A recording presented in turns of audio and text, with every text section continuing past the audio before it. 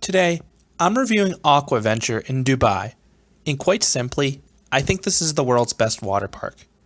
Most people are familiar with the famous Atlantis Hotel and water park in the Bahamas, but Atlantis opened a second resort in Dubai in 2008, and of course, it includes a water park called Aquaventure.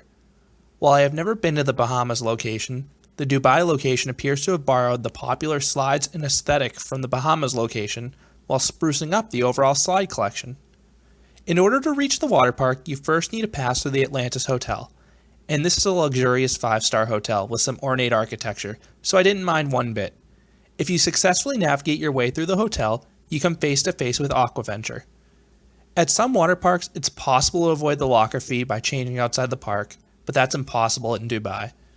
To respect the local dress code, you are unable to change until you reach the park. The lockers are pricey, but if that's the cost to visit this exceptional park, I can live with it. In terms of bathing suits, people are dressed similarly to how they would in a Western water park. I wasn't sure if that would be the case going in.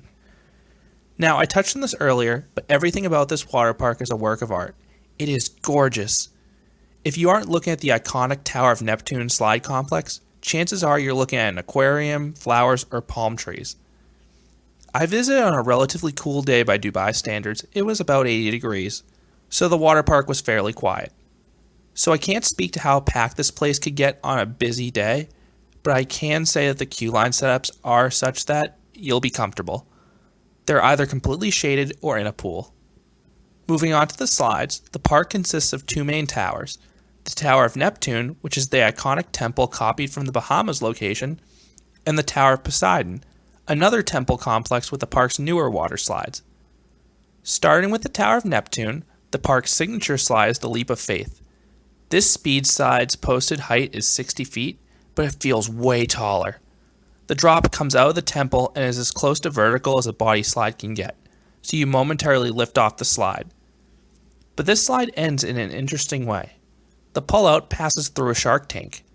It's a cool visual off-ride, but on-ride you're traveling a bit too fast to notice. Now, compare that to the Shark Attack tube slide, which is on the same complex. This slide starts like your everyday tube slide with some drops and twists in complete darkness, but then you splash down and leisurely pass through the same shark tank as before.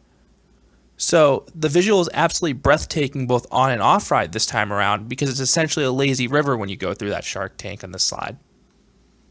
The rest of the Tower of Neptune is filled with water coasters, but these are no ordinary Master Blasters. No.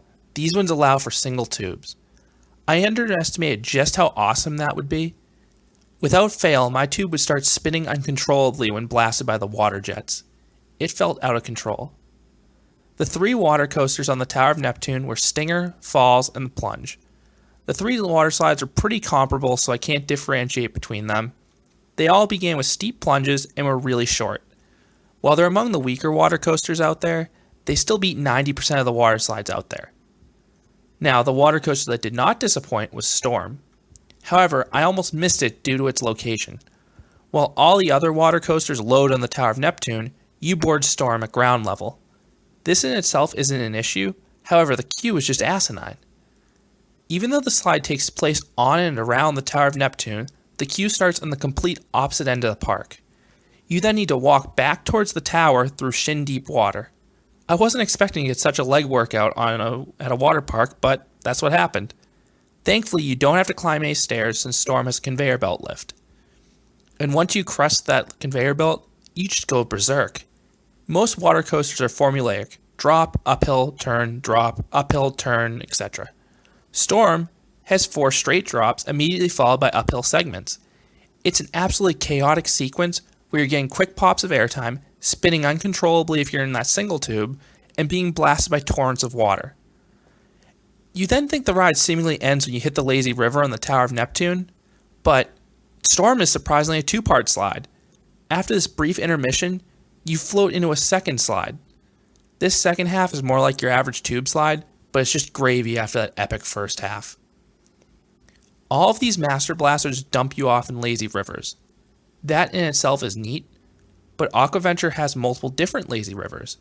You have your garden variety one, or you can choose the 2 wilder ones like the River Rapids or the Torrent. If you go through these 2 lazy rivers, what happens is that every 10 to 15 seconds, a massive wave will surge down the river, giving you a turbo boost. It's like if you catch a wave if you're boogie boarding. Moving on to the Tower of Poseidon, the star slide in that complex is Poseidons Revenge. Having one awesome speed slide wasn't enough, so Aquaventure built an aqua loop. As with Leap of Faith, this one starts with a steep plunge where you lift off the slide momentarily, except this time you come out of a drop pod.